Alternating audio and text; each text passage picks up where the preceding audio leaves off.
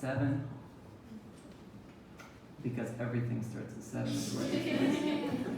And so it was firmly fixed in my mind. But we made it. I brought my 2 babies. Exhibit A. Exhibit B is sitting back there in my wife's lap. Over here. Great. So if you hear a squawk, it's probably not one of you people. It's the only baby in this house. So I had a couple poems I wanted to start with. I brought my 2 best friends to this place, albeit late as I was. And one of the really special moments in my relationship with Jacob and Erica Izinga is that we witnessed the eclipse together in August. And I later wrote a poem about the experience, which I'll read in a moment, but I felt guilty because I wrote them out of it.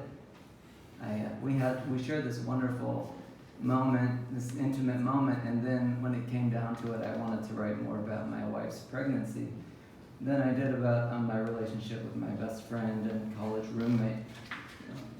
So I apologized profusely, and they understood. I had other things in my mind, so I wrote this weird poem. I took all the specific details from the experience, but then I made it about my wife's pregnancy. How's the microphone treating us? Okay, there's the voice of God kicks in sometimes. There it is. Okay. It's called Corona. Speeding away from the clouds over Arrow Rock, we turn off Highway EE onto the dirt of 130th Road and climb out into a ditch to witness the eclipse we would have missed in Arrow Rock, Columbia, or St. Joseph. The swallows we would not have seen whisk over soybean fields before leaving us to stand before the shrinking yellow eyelash of the sun.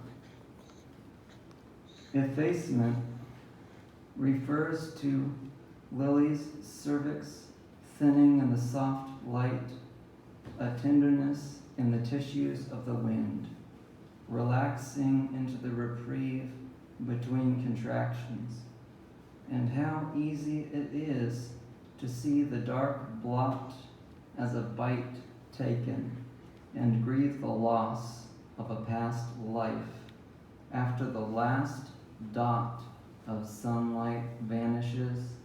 I peel off the paper glasses and gaze unabashedly upon the ring of blue flames. Dilation, the head of our newborn moon that overshadows us. Man, I'm so glad that I got to hear at least part of Jermaine and all of Lindsey. Lindsey has the best reading voice of any human being that I think any of us have ever encountered. In almost every workshop, in the spring 2017 workshop with Bob, he would allow us to choose someone else in the class to read the poem before workshopping it. And I think all of us, week after week, chose Lindsey. Her voice must have grown hoarse, but it never sounded bad. Anyway, I loved how she ended with her tribute to the late Michel Boisseau, and I unfortunately did not, stupidly missed out on the last workshop that she taught. However, I did have the poem I'm going to read is my Michel poem. It's in my thesis, and after that I'll probably launch into my book, Fall Risk.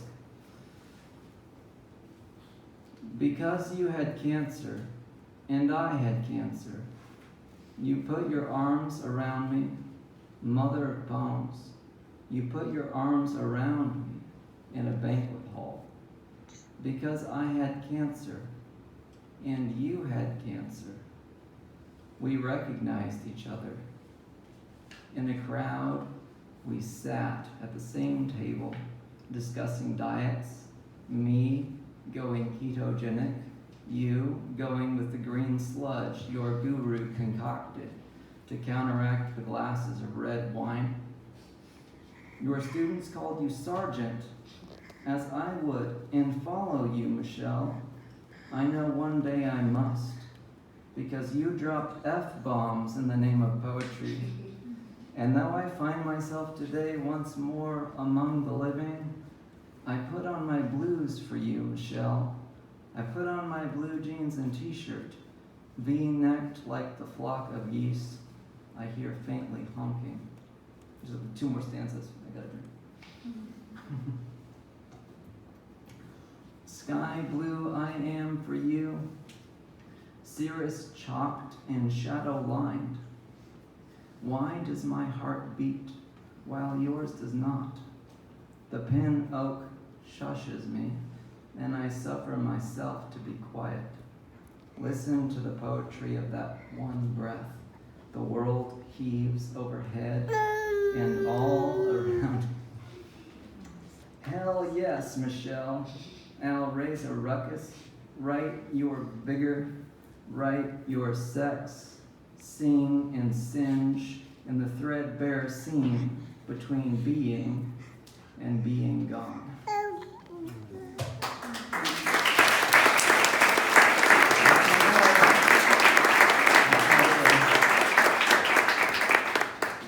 Okay, I'm totally gonna buy Lindsey's book. I can't wait to read it. It seems amazing.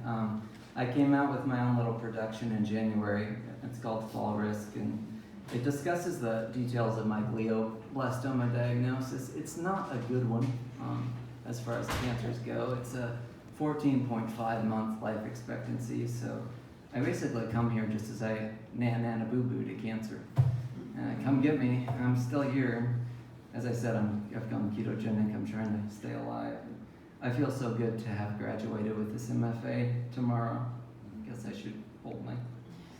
Well, it's still tomorrow when I don cap and gown, but I feel like I've done it. And these poets, they're wonderful, wonderful. John, I think I missed your reading, but I know your poems. That's a privilege. Jermaine and Lindsey, of course, the 4 of us have weathered many workshops together, and I think we've grown to appreciate our separate but equal talents.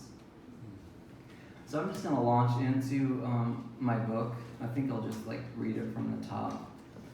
And so that being the case, it's 41 poems. I can't get them all in. I'd like to, if only I could get another glass of water. No, I'd like to get them all in, but no time. I don't want to torture you too much. Too much cancer is depressing, and I realize that. Anyway, Jermaine, do you want to give me a wave when my time's up? Sure. Okay, cool. All right, the phlebotomist.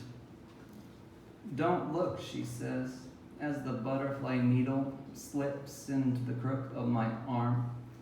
But I can't help watching her silver proboscis pierce the bruise of weekly blood draws, the blue blossom of scar tissue, or how she hovers above me like a seamstress, searching for a seam, threading herself into my bloodstream. Don't look, she says. What she means is, if you flinch, I might miss. I might slip. I might kiss you by accident. That was supposed to be funny. No one laughed. It's a thing. I'm reading a fellow cancer poet, Max Britbo, I think his name is pronounced. And his poems are really funny, but it's kind of hard to laugh. He passed away. All right, The Mask. On my first visit to the Department of Radiology, Lady Sky slips a sheet of plastic into her stainless steel basin and I close my eyes while she drapes its wet weave over my face, its limp lattice work adhering to my cheeks. I lie upon her table like a corpse, getting dressed in a funeral parlor. She smooths out the wrinkles in my skin. Her cool fingers trace the contours of my eyelids, molding a face out of warm water. All right, all finished, she says, peeling off the hardened semblance of myself. A cere cloth full of breathing holes, porous membrane still dripping. Later, the mask bolts my head to the cot. It clutches my skull. The machine arm swivels loud, invisible beams into my brain.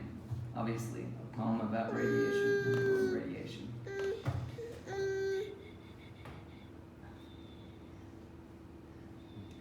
You are my biggest fan. And I am yours. My son is, if you don't know, is currently wearing a molding helmet.